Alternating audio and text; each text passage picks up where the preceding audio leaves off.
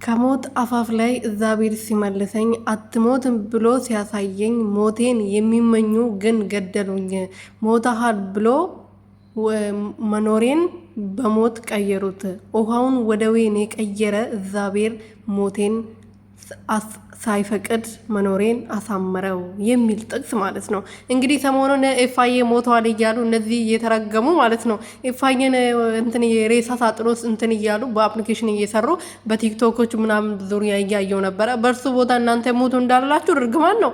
ለምንድን ነው ያልሞተው ሰው ፈጣሪ የፈጠረው ነፍስ እናንተ ምን ቤት ናችሁ የምትገድሉት? እናንተ ማን ነው መብቱን የሰጣችሁ?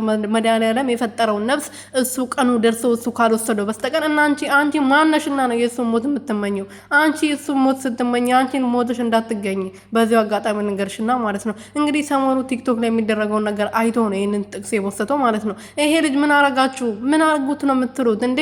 ወንድሙ እኮ ነው፣ ስጋው ነው። አንቺ ከሱ በልጠሽለት፣ ከሱ በላይ ልታስብሽል ለኤፍሬም ለአብርሽ አስበሽለት ነው ኤፍሬም እንዲሞት መሞቱን የምትመኘው? አንቺ ማነሽ? ምንድነሽ? ሲጀመር ያልገባኝ ነገር እኔ እኮ ግራ ግብት ነው የምትሉኝ። አንዳንዴ የሆነ የምንገኝበት ቦታ የምንናገርበት ቦታ ብንመር ጥሩ ይመስለኛል። አንቺ ማነሽ? ኤፍሬም እኮ ከልጅነት እስከ እውቀት አብሮ ያደጉ፣ ሲያጡ ሲያገኙ አንድ ላይ የተደሰቱ፣ ሲያዝኑ አብሮ የሚደሰቱ የአንድ እናትና የአንድ አባት ልጆች ወንድማማቾች ናቸው። አንቺ ሚዲያ ላይ ዳሽቻ እንዳይ ስታደርግ ትንሽ አታፍሪ? አረ ይፈሪ። የምሬ ነው። እንደዛ የምታደርጉ ሰዎች ይፈሩ። ኤፍሬም ለአብርሃም መጥፎ ነው ብላችሁ የምታወሩ ሰዎች እፈሩ። ወንድሙ እኮ ነው፣ ስጋው ነው።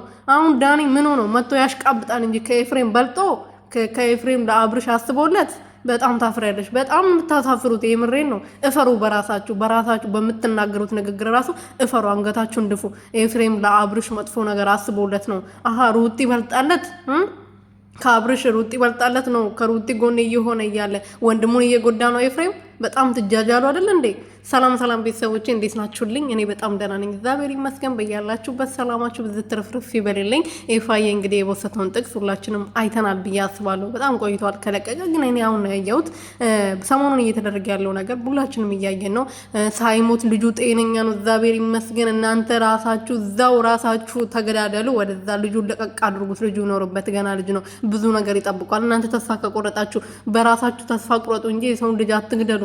ሲጀመረን ደግሞ አንቺ መብት ሰጠሽ? አንተ ማን መብት ፈጣሪ የፈጠረውን ነፍስ እንድትገድል እንድትወስደው?